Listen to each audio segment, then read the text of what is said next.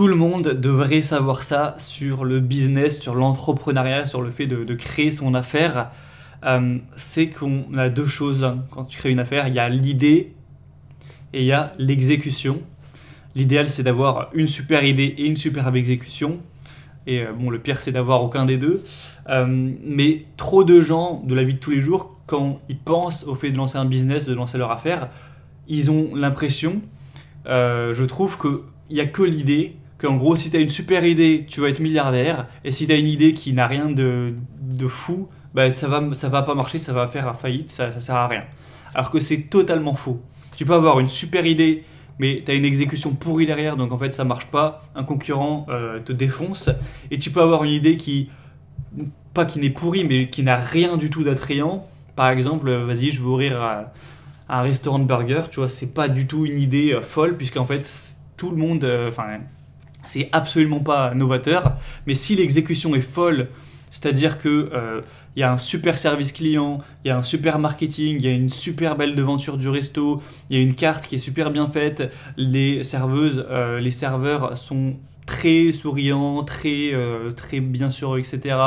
Qu'il y a une très bonne gestion, qu'il y a évidemment de la super cuisine, que c'est délicieux, que les prix sont pas trop élevés, enfin bref, que tout est parfait au niveau de l'exécution, la déco et tout, bah, même si l'idée n'a rien de dingue, genre un restaurant de burger, bon bah voilà, il n'a pas inventé la poudre, et ben il peut quand même faire des millions avec ce business. Donc moi j'ai l'impression que voilà, les gens ils pensent que pour créer un business faut être un inventeur, faut inventer une nouvelle idée, un truc que personne n'a jamais trouvé, créer un nouveau concept. Et en soi c'est possible si tu trouves une nouvelle idée ou un nouveau concept novateur qui fonctionne. Ouais, tu vas avoir une avance et c'est encore mieux. Mais c'est pas du tout nécessaire. Et la grande majorité des business, ils inventent rien, juste ils exécutent mieux une idée qui existe déjà. Donc dis-toi que si aujourd'hui tu n'as pas une idée de fou, mais que tu veux quand même augmenter tes revenus et créer un business, c'est pas grave, tu n'as pas besoin de cette idée de fou. Tu prends quelque chose sur lequel tu as des forces, dont on parlait hier dans la vidéo. Donc ça peut être un resto, ça peut être ouvrir une agence de marketing, ça peut être ouvrir tes services pour créer des sites internet, ça peut être ouvrir tes services de plomberie, ça peut être ouvrir tes services dans un cabinet de kinésithérapeute, tu vois, n'importe quoi, un truc qui existe déjà mais où c'est sur ta spécialité, là où tu es fort, là où tu as des compétences. Tu peux prendre un truc voilà, parfaitement bateau, un resto, un cabinet, un truc qui existe déjà, il n'y a pas de souci. Mais si tu es bon dans l'exécution et que tu fais la même chose mais mieux que les autres, l'exemple du resto je pense est parlant, tu fais un resto sur la même thématique que des autres dans le quartier mais juste mieux en fait, ça va fonctionner. Donc te ferme pas des portes. S'il y a un domaine où tu es bon, où tu peux apporter de la valeur et que tu vas apporter plus de valeur que les concurrents, que ce soit sur un business physique ou un business en ligne, eh bien tu peux te lancer et peut-être que ça va marcher. Je voulais juste que tu gardes cette idée en tête. L'idée, oui, ça joue, bien sûr. Le nom, le concept, etc., ça joue. Mais l'exécution l'est sûrement encore plus.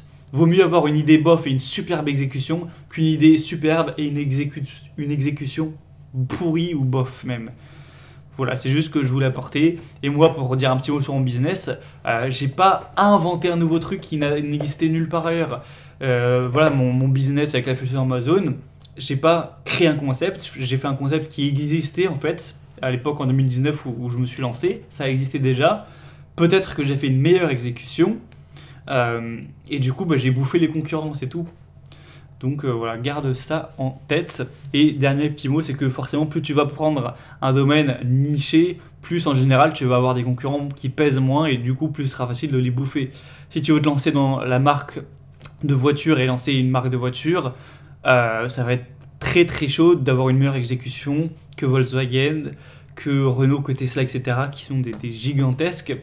Si tu te lances sur quelque chose de très niché, comme par exemple tu crées tu vois, un produit qui est pas une commodité, tu vois, qui est assez niché, par exemple, tu te spécialises sur tout ce qui est je sais pas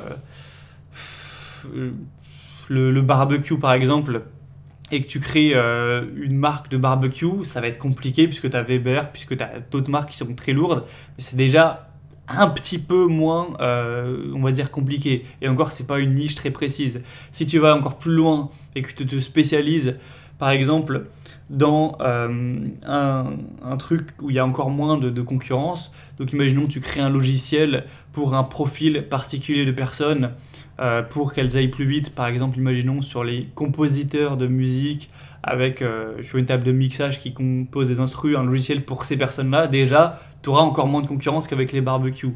Et si tu te précises encore plus, tu auras, etc. Donc, faut prendre tout ça en compte, voir tes compétences, voir sur quel marché tu te lances, est-ce qu'il n'y a pas des concurrents trop monstrueux ou non. Et voilà, si tu trouves un truc où tu es fort, où il n'y a pas une concurrence monstrueuse, et que tu es déterminé, que tu es prêt à bosser dur et à bosser intelligemment, il n'y a pas de raison que ça ne marche pas ton affaire. Voilà, c'était tout pour cette petite vidéo, j'espère que ça aura pu apporter quelque chose. Bien sûr, avant de te quitter, abonne-toi à la liste email, hein, c'est le premier lien en description, c'est gratuit. Tu as juste à prendre 30 secondes pour t'inscrire, prénom, adresse email, c'est tout ce que je te demande. Et ensuite, pendant une durée, sur peut-être toute la vie, jusqu'à ce que peut-être je meure ou que je décide d'arrêter cette activité, tu recevras au moins un email tous les dimanches pour t'apporter de la valeur, comme j'ai fait dans cette vidéo, des conseils, des anecdotes, des idées sur la liberté financière, sur la bourse aussi, sur voilà, le fait d'arriver à devenir riche lentement. Donc si tu veux pas rater ce contenu qui sort tous les dimanches, et même peut-être qu'il y aura plus à l'avenir, je vais décider là pour 2023 ce que je vais faire, mais je te tiendrai au courant. Abonne-toi dès maintenant pour ne rien louper, tu vas voir qu'il y a du lourd qui arrive dès dimanche 1er janvier. Donc je te dis à demain pour la suite du contenu.